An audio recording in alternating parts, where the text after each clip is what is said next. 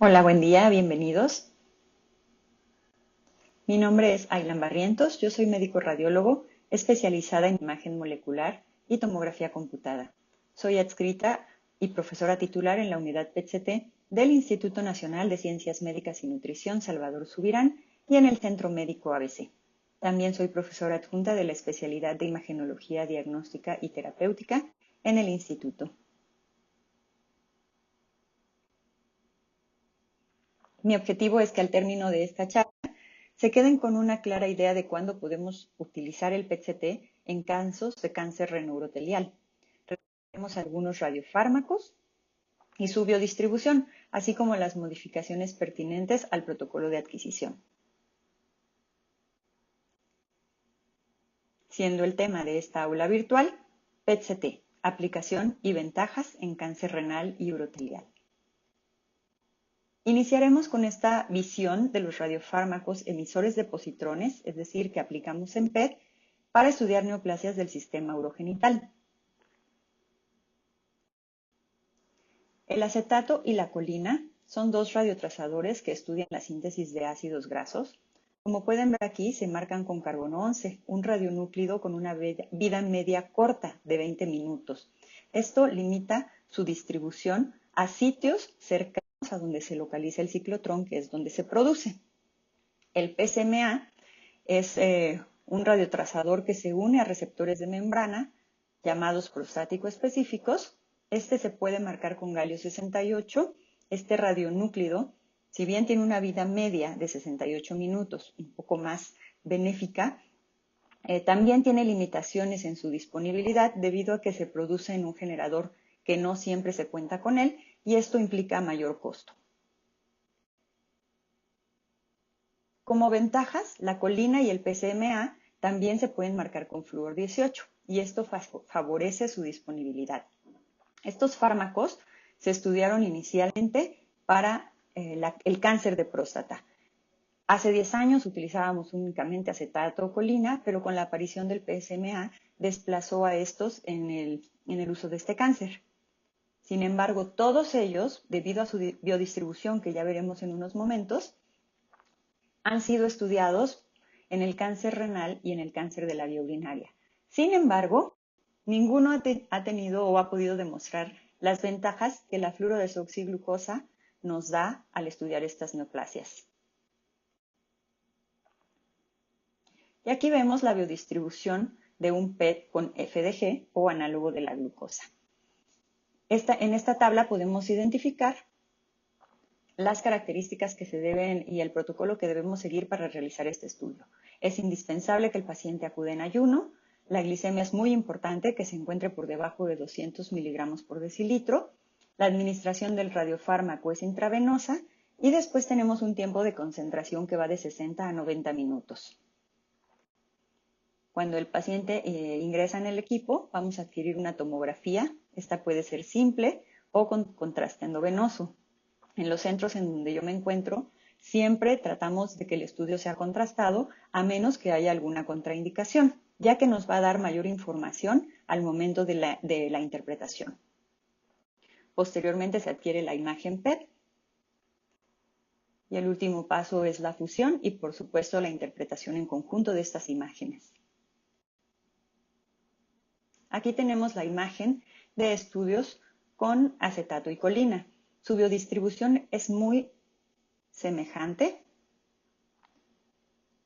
En este lado tenemos un estudio con acetato, en este un estudio con colina. La principal diferencia con el FDG es la ausencia de captación en sistema nervioso central y que no hay eliminación por vía urinaria. El órgano blanco en estos fármacos es el páncreas y entre ellos dos la principal diferencia va a ser la concentración que existe en la corteza renal.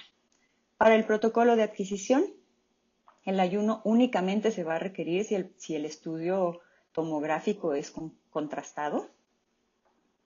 Cuando estos se utiliza el carbono 11, como ya les dije, de vida media corta, por lo tanto el tiempo de concentración solo va a ser de 20 minutos y posteriormente todo el siguiente proceso igual. Aquí vemos la biodistribución de PSMA, en este caso marcado con galio 68, en el cual El tiempo de concentración es de 60 minutos. Esto es indiferente si se marca con galio o con flúor. Y la principal diferencia en cuanto a la biodistribución con los radiofármacos anteriores son la intensa captación en glándulas salivales, además de concentración en glándulas lacrimales. Tenemos también mayor concentración a nivel de corteza renal y, como vamos a ver en esta siguiente imagen, si bien aquí hay eliminación urinaria, cuando utilizamos el PSMA marcado con flúor 18 no vamos a tener esa eliminación urinaria y en su lugar vamos a identificar eliminación biliar. En esta imagen podemos ver la diferente biodistribución de los radiotrazadores que les he mencionado para que tengamos una idea y podamos identificarlos cuando vemos la imagen de máxima intensidad de proyección y tener una idea de cuál es el estudio que estamos viendo.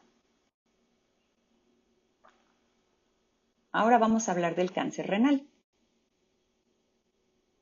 El carcinoma de células renales va a ser frecuentemente o más frecuentemente el carcinoma de células claras. También tenemos en menor proporción el carcinoma papilar y el cromófobo oncocítico. Estas pueden tener variantes sarcomatoide, escamoso y leiomiosarcoma. De estos, el papilar con diferenciación sarcomatoide va a ser el más ávido por FDG. Es importante saber que para el diagnóstico de una lesión renal no se recomienda realizar un PET-CT, ya que su sensibilidad es baja, tiene un 50-60%. Sin embargo, en la estadificación es muy valioso y uno de sus puntos más importantes es que nos ayuda a discernir cuando tenemos la presencia de trombo, si este es tumoral o no, de acuerdo a la presencia de captación o no. Esta imagen que les traigo es un paciente que viene con nosotros a un seguimiento por cáncer de páncreas. En las imágenes del abdomen superior podemos ver los cambios por el procedimiento Whipple, una lesión retroperitoneal que es muy hipodensa y no capta, lo cual nos hace pensar que o es una adenopatía necrosada o es tejido de fibrocicatrizal. Sin embargo, cuando vemos cortes más inferiores, identificamos esta lesión.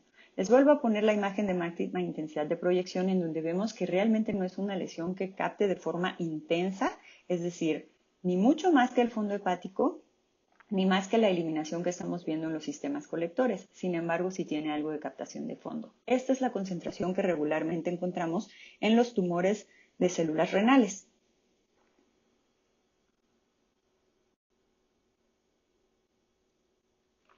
Se ha relacionado que a mayor captación es mayor el grado de Fuhrman a nivel histológico.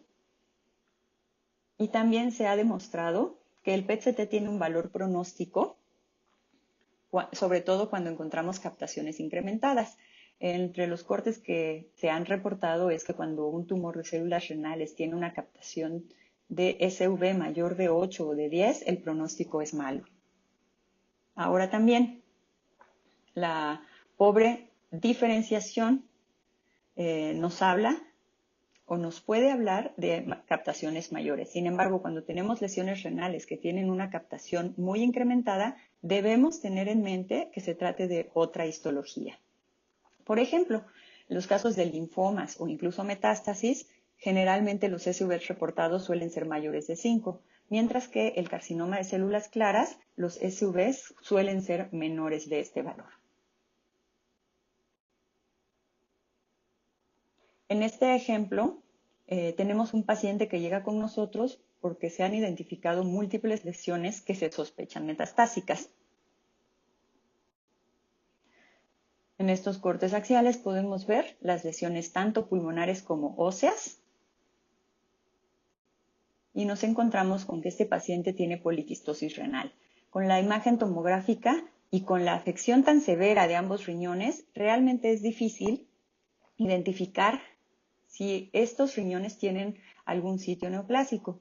Sin embargo, cuando vemos la fusión con el PET, identificamos que dentro de esos múltiples quistes hay al menos 2 lesiones en cada lado que nos sugieren que hay actividad neoplásica. Esto, por ejemplo, y esto no correspondía con cálices o sitios de eliminación. Y esto nos habla de una lesión poco diferenciada que también explica las múltiples lesiones que ya vimos.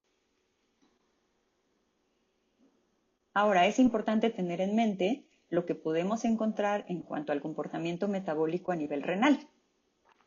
Generalmente, las lesiones hipercaptantes nos pueden hablar de infiltración y en esto vamos a incluir infiltración renal por leucemia, por linfoma, por histiocytosis o metástasis. Generalmente las lesiones benignas no van a tener captación, como los quistes, los angiomiolipomas o los oncocitomas. Sin embargo, pueden llegar a tener una captación leve, difusa y sobre todo en los quistes, lo que nos va a hacer pensar es que estos quistes están complicados. En casos de infección e inflamación, que son el principal falso positivo ante la sospecha de neoplasia con el PET-CT con FDG, pues vamos a encontrar captaciones incrementadas en enfermedad granulomatosa con presencia de abscesos, de sarcoidosis o de amiloidosis. En este ejemplo, podemos identificar en un estudio de estadificación de una chica de 20 años con reciente diagnóstico de linfoma de Hodgkin, enfermedad voluminosa, prácticamente supradiafragmática. Sin embargo, identificamos esta lesión a nivel renal izquierdo,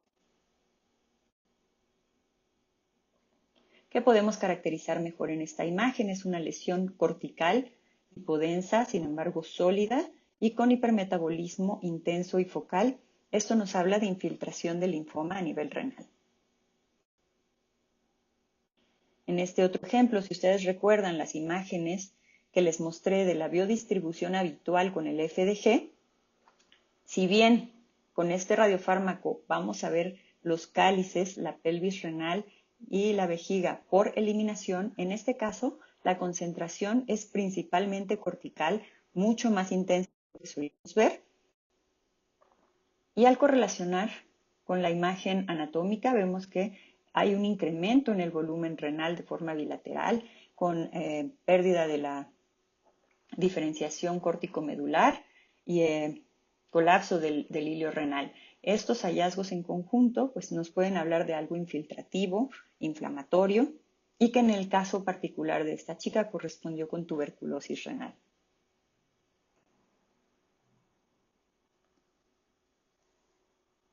El PET-CT también es muy recomendado en la reestadificación postquirúrgica en los casos de cáncer renal. Sabemos que casi el 30% de estos casos va a tener metástasis al momento del diagnóstico. Las metástasis suelen cambiar la biología tumoral, su composición, y en el caso del cáncer renal, estas metástasis expresan receptores GLUT1. ¿Qué quiere decir esto? Que a diferencia del tumor primario, que en ocasiones no capta el FDG, las metástasis sí lo hacen. Y se ha reportado sensibilidades del 60 hasta el 90% para la detección de enfermedad metastásica con PET con FDG, con una especificidad también muy variable del 71 al 100%.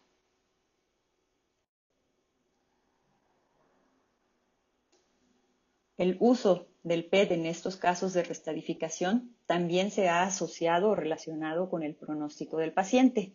Es decir, cuando este PET posquirúrgico es positivo, la sobrevida a 5 años se ha relacionado con un 46%, mientras que cuando los PET son negativos en este momento, la sobrevida a 5 años es de 83%. También ha demostrado que lleva a cambios en el manejo preestablecido con estudios convencionales entre el 11 y el 43% de los casos. El PET con FDG ha demostrado superioridad al gamagrama oso para la detección de lesiones líticas. Nos ayuda mucho a diferenciar fibrosis de implantes neoplásicos. Es muy importante utilizarlo para confirmar los casos de oligometástasis para estos pacientes que van a ir a resección quirúrgica tratando de retrasar lo más posible el tratamiento sistémico. Aquí tenemos un caso de un paciente posoperado de nefrectomía derecha, de un carcinoma de células renales, de células claras con componente sarcomatoso. Posterior a la cirugía se queda en vigilancia y 6 meses después acude con nosotros para realizar el estudio. En este PET podemos ver importante enfermedad metastásica a nivel pulmonar, a nivel del lecho renal y prácticamente en retroperitoneo derecho en toda la corredera parietocólica. Todas estas lesiones que a alguien le pudo causar duda de si eran colecciones o abscesos o tenía un proceso infeccioso, realmente no se pueden caracterizar con medio de contraste, ya que la función renal de este paciente no se ha recuperado posterior a la nefrectomía. Sin embargo, con el comportamiento metabólico nos dice sin duda que esto se trata de enfermedad metastásica. Para evaluar la respuesta a la terapia, el PET-CT también se considera actualmente mejor que los métodos convencionales. Sobre todo tiene ventajas en las lesiones óseas y en los tejidos blandos. El tratamiento con inhibidores de tirosina hay que recordar que tiene un efecto antiproliferativo y antiangiogénico que va a causar cambios en los tumores que muchas veces no condicionan una disminución en sus dimensiones, pero que no precisamente quiere decir que no estén respondiendo. Es muy importante en estos casos evaluar el cambio en el valor de captación pre y post tratamiento.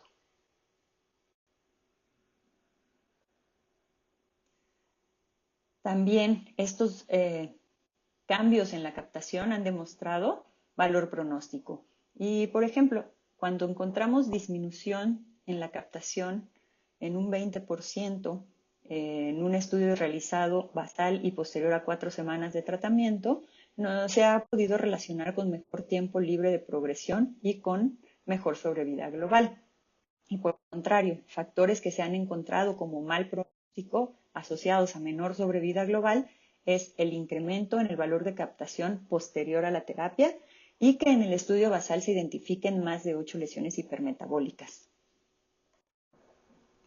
Y entonces entramos a descubrir que cada vez tenemos mayores herramientas para tratar este tipo de cánceres. Ya no son solo los inhibidores de tirosina quinasa, sino también el bloqueo de varias vías de dinamización de la proliferación celular o incluso los fármacos inmunomoduladores. Todos estos tratamientos, hoy en día nos topamos con ellos y tenemos que aprender que los famosos criterios de respuesta a la terapia en tumores sólidos, con sus conceptos que nos aprendimos muy bien, no son suficientes para evaluar todos estos tratamientos. Entonces, empezamos a introducir otras características para evaluar esa respuesta a tratamiento. Nos apoyamos en la respuesta metabólica, tanto por recomendaciones europeas como americanas.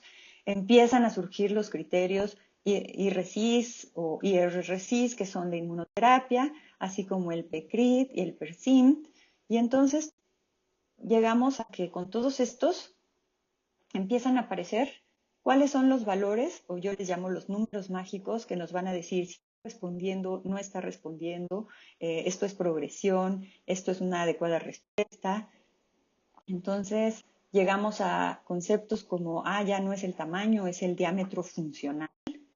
De los criterios que teníamos inicialmente, pasamos a otros conceptos como pseudoprogresión, hiperprogresión, respuesta atípica, toxicidad. Y tenemos que englobar todo esto en cuándo vamos a encontrar o a poder decir con certeza si hay progresión de la enfermedad, y va a ser también muy importante la parte clínica de decir si hay beneficio clínico con este tratamiento. Entonces, cuando juntamos todo esto, pues empezamos a complicarnos cómo vamos a decirle al clínico que su tratamiento sí está funcionando o no. Y entonces, al momento de interpretar, es muy importante que tengamos esta información. Primero que nada, contar con un PET basal. El realizar el estudio post-tratamiento y cuando hay hallazgos inequívocos debemos repetirlo entre las 4, 8 y 12 semanas. Es importante evaluar también el PET inmediatamente al final del tratamiento. Hay que saber que ya no tenemos que darle tanta importancia al cambio en el tamaño, pero sí mucha importancia al metabolismo. Si bien no solo en cuanto a la intensidad, sí hay que tomar en cuenta la extensión que éste tiene. La aparición de nuevas lesiones ya no es únicamente el dato para decir está progresando, va a ser de suma importancia que tengamos información clínica. ¿Qué tipo de tratamiento está recibiendo? ¿En qué fechas lo recibió? Si tiene algún síntoma relacionado a ese tratamiento. Hay que tomar a consideración y con reserva cuáles son las lesiones blanco, el cambio en el tamaño y el metabolismo. Las nuevas lesiones ya no son solo, es progresión, sino hay que tratar de reportar si es una o son más de 4, qué tamaño tienen y si los hallazgos que tenemos posterior al tratamiento son o no relacionados a efectos adversos y no propiamente a falla de tratamiento. Este es un ejemplo de un paciente que, si ustedes alcanzan a ver aquí, tenemos una nefrectomía derecha, tiene metástasis pulmonares. Posterior a 4 meses de tratamiento, tenemos estos hallazgos. Hay un incremento en extensión de las zonas de captación que ya tenía, sin embargo aparecen otras nuevas. Estas corresponden a adenopatías mediastinales. Aquí vemos los cambios en las lesiones pulmonares que estaban de inicio, con mayor captación y mayor extensión de la captación. Y esto se consideró como una pseudoprogresión. Continuó con tratamiento por 4 meses más y posterior a este tiempo realizamos este PET. Aquí podemos ver cómo la adenopatía mediastinal prácticamente bajó su metabolismo. Las lesiones pulmonares desaparecieron y quedaron únicamente bandas de fibrosis con un metabolismo difuso que nos habla más bien de cambios por el tratamiento, con una adecuada respuesta. En este otro caso, vemos una metástasis pulmonar que podemos caracterizar mejor en esta imagen.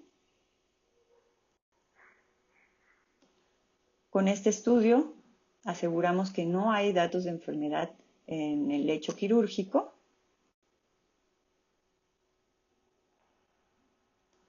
Y posterior al tratamiento, este estudio se realizó prácticamente un año después, una vez que había terminado el programa planeado de tratamiento. Identificamos cómo la lesión incrementó en tamaño y en captación. Esto ya se consideró como una progresión. Y bien, en cuanto al cáncer urotelial, aquí sí vamos a tener que hablar de algunas estrategias modificando los protocolos de adquisición. Entre ellas tenemos el contraste de imágenes, esto es, cambiar o jugar con la intensidad para poder identificar el fondo vesical, hacer imagen dual, que esto es realizar una imagen tardía pélvica a las 2 horas de administrado el radiofármaco. Podemos sobrehidratar al paciente por vía oral y utilizar diurético. Estos protocolos de diurético pueden ser administrar 20 miligramos de furosemida al momento de la administración del FDG, a los 30 minutos o a los 60 minutos, es decir, administrar el diurético una vez que se va a iniciar la adquisición de las imágenes.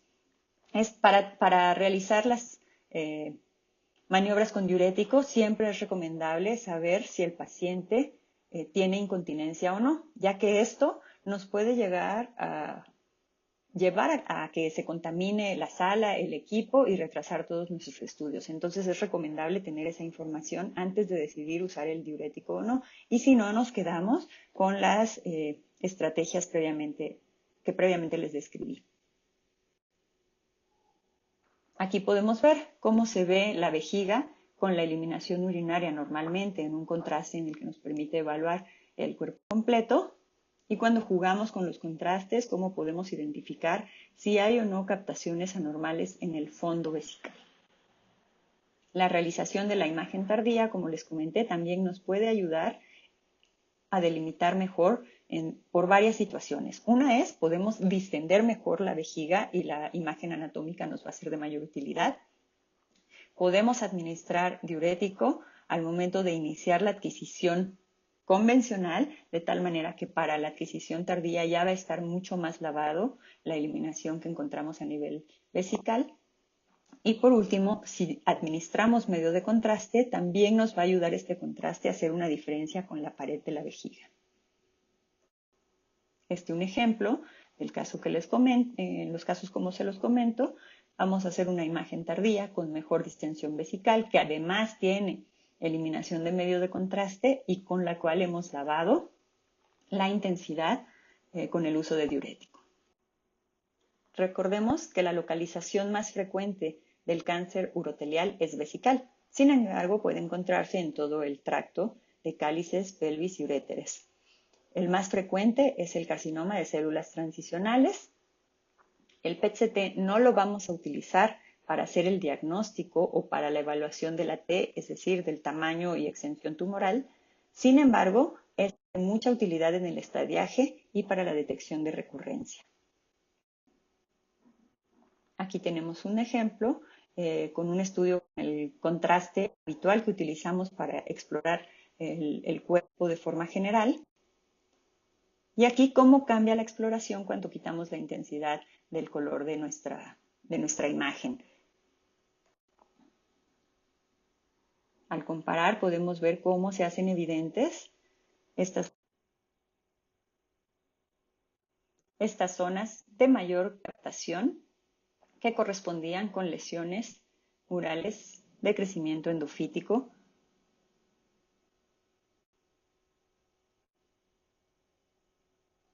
Hasta el 30% de los casos van a tener invasión muscular al momento del diagnóstico y es aquí cuando se recomienda realizar un PET-CT.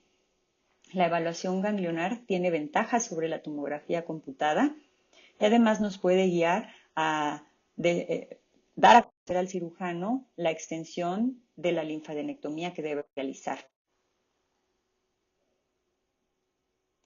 También va a ser importante para tomar decisiones en cuanto a si el manejo es quirúrgico de inicio o si requiere recibir quimioterapia neoadyuvante.